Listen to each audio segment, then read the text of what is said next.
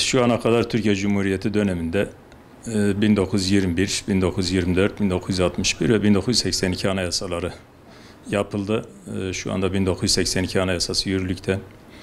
Bu anayasaların genel itibariyle bir değerlendirmeye aldığımızda öncelikle 1960 darbesi sonrası yapılan 61 Anayasası, 12 Eylül 1980 sonrası 1982 Anayasası, yani darbe ürünü anayasalardır.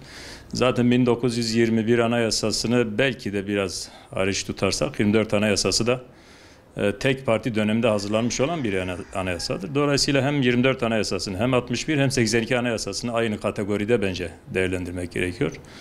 Bu anayasaların ortak bir özelliği şudur ki bir ideolojik temele dayanan anayasalardır. Yani burada bir ideolojik dayatma var. Toplumu buna göre şekillendirme kaygısı ve çabası var. Buna göre hazırlanmış. Bizce şu anda toplumun içinde bulunduğu belki de bazı olumsuz durumların, insan hakları ile ilgili ihlallerin, toplumdaki kutuplaşmış bir yapının temel sebebi de bu anayasalardaki, özellikle darbe ürünü olan anayasalardaki ideolojik temel, ideolojik yaklaşım ve vatandaşı bu ideolojik kalıplar içerisine sokma çabasıdır. Gerçekten şu anda toplumda herkesin müşahede ettiği bir durum var. Aşırı bir kutuplaşma ve kamplaşma var. Yani toplumun değişik kesimleri neredeyse fiiliyata dökülecek kadar bazı noktalarda, alanlarda bir kamplaşmaya girmiş. Bu tabii ki toplumun geleceği için de iyi bir gelecek vaat etmiyor. Bu toplum için olumsuz sonuçlara sebep oluyor. Dayatmada bulunduğunuz zaman, insanları tek kalıba dökmeye çalıştığınız zaman sonuç bu olur. Ayrıca bu anayasalarda bence temel çarpıklıklardan biri de 1982 Anayasası'nda bu zirve yapmış. Açık bir şekilde, bariz bir şekilde vurgulanmış. Bir ırkçılık, ırka dayalı söylem vurgusu var. Anayasada şu andaki anayasada Türk milletinin varlığı dışında bir milletin varlığı kabul edilmiyor. Türkçe dışında bir dilin varlığı da kabul edilmiyor. Hatta vatandaşlık tanımı bile çok sakıncalı ve çarpık bir tanımdır.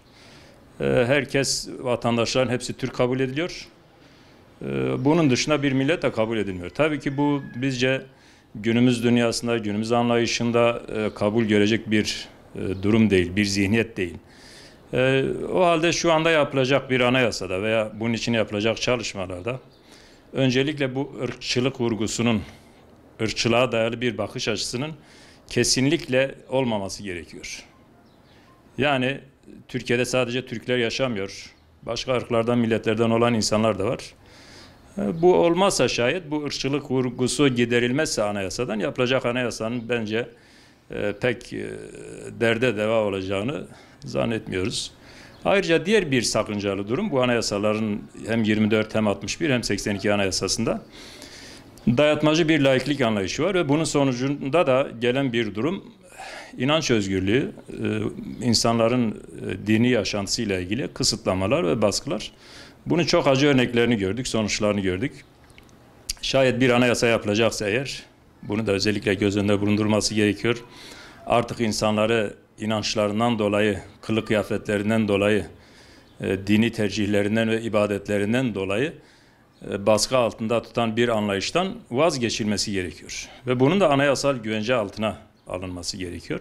Çünkü anayasa diğer düzenlemelerin, kanunların temelini oluşturuyor.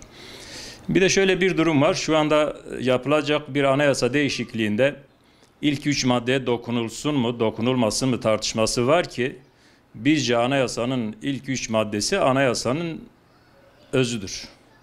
Şayet bunlar değiştirilmeyecekse, bu bahsettiğimiz laiklik anlayışı, baskıcı laiklik anlayışı ve ırkçılık unsuru, eğer bu 3 madde değişmeyecekse bunların izalesi de kesinlikle mümkün olmayacaktır. Yeni yapılacak bir anayasa varsa, gerçekten de samimi bir çabayla bu yapılacaksa, ilk 3 madde de dahil olmak üzere bizce anayasanın tümünün yeniden düzenlenmesi gerekiyor. Toplumsal talepler de bu yöndedir. İnsanların talebi de budur. Bu yapılırken tabii ki toplumsal kesimleri dışlamamak gerekiyor. Sadece iktidar partisinin veya sadece ana muhalefet partisinin, mecliste olan partilerin değil, Bizce toplumun tüm kesime katmanlarının tercihi, görüşü, onayı ile bir anayasa yapılırsa kalıcı ve ihtiyaca cevap veren bir anayasa olur. Bu açıdan biz mecliste olmayan partilerin de görüşünün alınması gerektiğini, STK'lardan, kanaat önderlerinden, toplumun diğer kesimlerinden de görüş alınmasını talep ediyoruz. Bu şekilde geniş kapsamlı bir çalışma olursa yeni bir anayasa yapılması tabii ki elzem ve ihtiyaçtır. Zaten şu ana kadar onlarca kez 1982 Anayasası değişmiş. Ama yapılan bu değişiklikler de halen çözüm üretmiyor. Halen de tıkanıklık var sistemde. Bunun giderilmesi için yepyeni bir anayasa yapılması bizim de talebimizdir. Toplumsal talep ortak bir taleptir. Hiçbir Allah'ın kulu, hiçbir kimse 1982 Anayasası'nın devam etmesi gerektiğini söylemiyor. Ancak siyasi kaygılarla, siyasi hesaplarla, basit hesaplarla bu sürekli öteleniyor ve erteleniyor. Bizce tüm bu siyasi kaygıların bir kenara bırakılması gerekiyor. Herkesin istişareyle, bir uzlaşıyla, konsensüsle yeni bir anayasa yapma noktasında bir araya gelip samimi bir şekilde çalışması gerekiyor.